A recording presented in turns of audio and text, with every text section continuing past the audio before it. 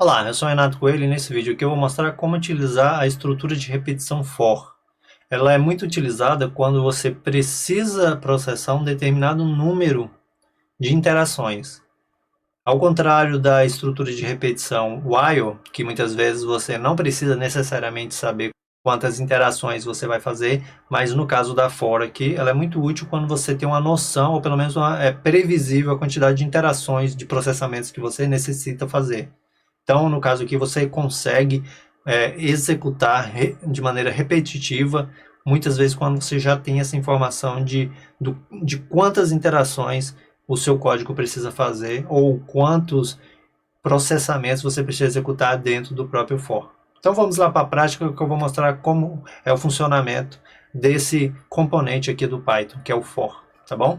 Eu já criei um projeto aqui onde eu vou utilizar para poder explicar conceitualmente como é que a gente pode utilizar o for no dia a dia, na aplicação dos nossos códigos, mas basicamente ele consiste em você informa para ele quantas interações você gostaria de fazer a partir de um determinado objeto, ou talvez um número de interações, e cada vez que ele faz essa interação, você pode aplicar um conjunto de operações. Seria mais ou menos assim.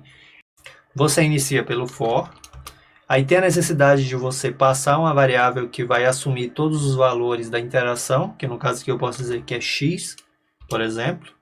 Adiciono in e posso aqui utilizar o range para poder fazer uma interação. Então significa que aqui a estrutura lógica daqui, você pode tanto passar um valor de interações que ele vai fazer, então ele vai de 0 até menos 1 o número que você passou. Por exemplo aqui, eu quero fazer 5 interações, então no caso eu passo o número 6, coloco aqui 2 pontos e na linha de baixo indentada eu coloco um print aqui, por exemplo. Vamos visualizar o que ele retorna para a gente dentro dessa variável x aqui, por exemplo. Então eu posso vir aqui executar o código. Ó, o que ele fez? Ele fez a interação de 0 até o número que nós passamos aqui, menos 1. Então, na verdade, ele fez 6 interações, só que sempre ele vai iniciar do item 0, mas tem a possibilidade daqui você adicionar aonde você gostaria de iniciar e onde você gostaria de finalizar. Então, nesse caso aqui, está vendo que ele iniciou em 0 e foi até 5. Se eu quisesse iniciar no 1 aqui, por exemplo, então eu posso passar 1 aqui e dou um espaço.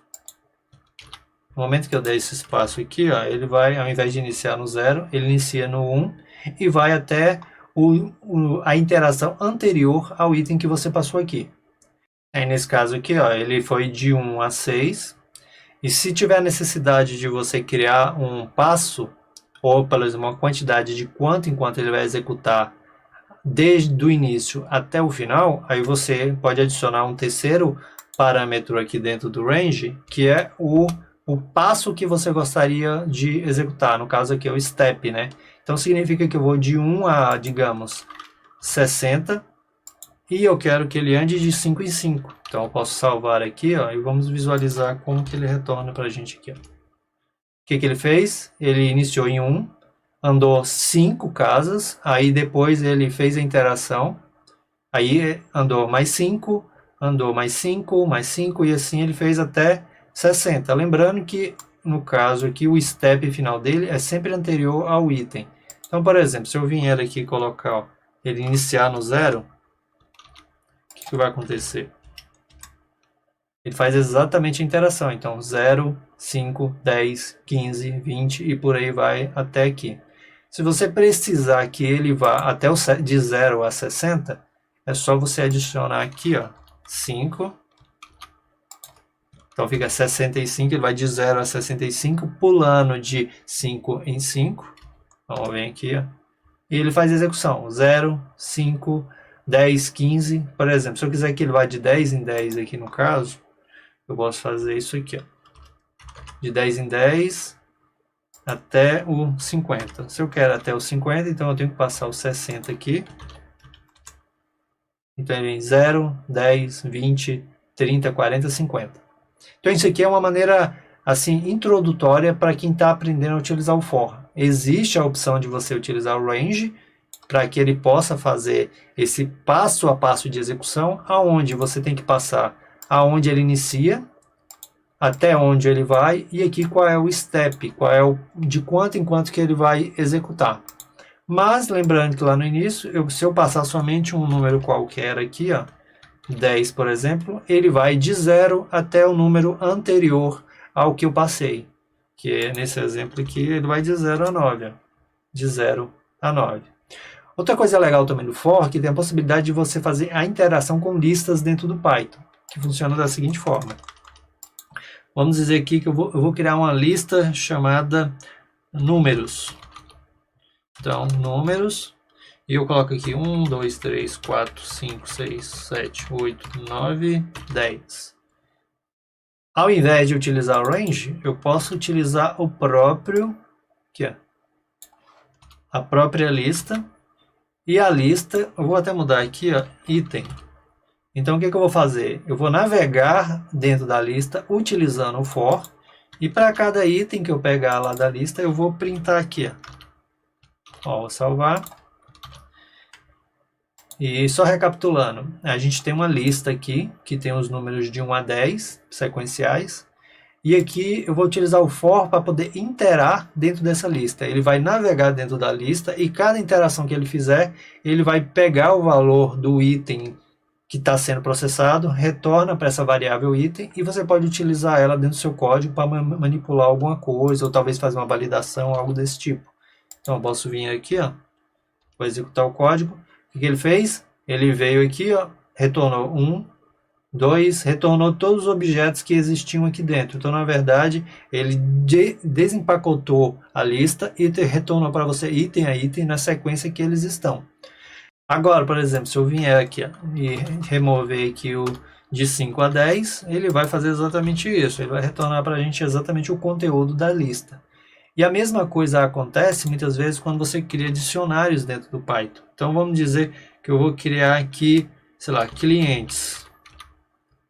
Aí eu vou criar um dicionário. Aí para esse dicionário eu vou criar o cliente 1. No caso aqui o cliente 1, vamos dizer que é o João.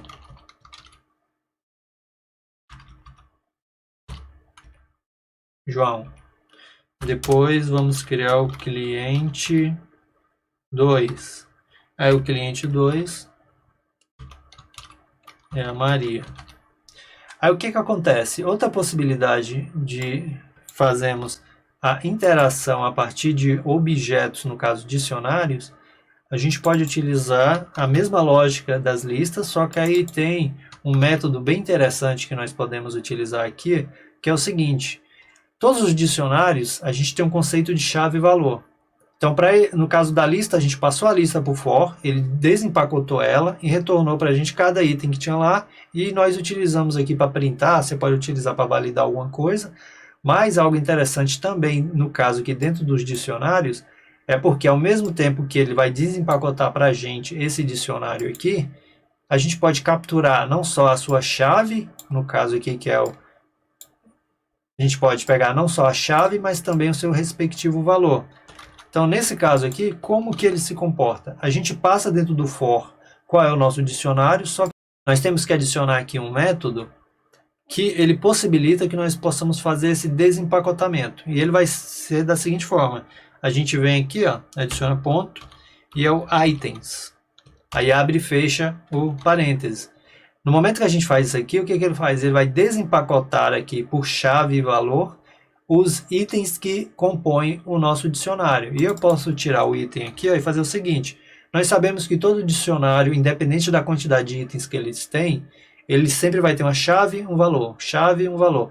Nesse caso aqui, a gente vai criar duas variáveis durante a execução do for. Então, o primeiro é a chave, que você pode dar qualquer nome, e o outro é o valor.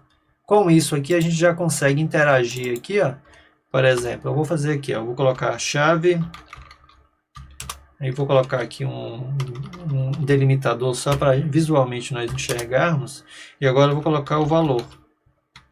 Então, o que vai acontecer? Ele vai navegar dentro do nosso dicionário, vai desempacotar o dicionário por chave e valor, e a gente vai utilizar aqui para poder printar. A gente vai printar qual é o nome, qual é o nome da chave e qual é o valor. Então a gente vai ter um print, a gente vai ter do lado esquerdo aqui o cliente, seguido de 5 traços e depois o cliente.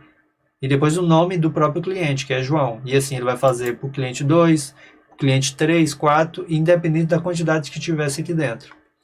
Algo legal aqui que nós devemos considerar é que nesse caso aqui, eu estou fazendo somente uma utilização muito simples da captura dessas variáveis, mas você pode utilizar isso aqui para poder manipular esse dicionário, ou talvez fazer um tratamento, uma validação do dicionário, se o dicionário tem os dados ou não que você gostaria que ele tivesse.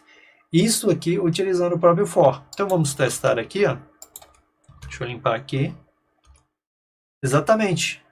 O que eu fiz?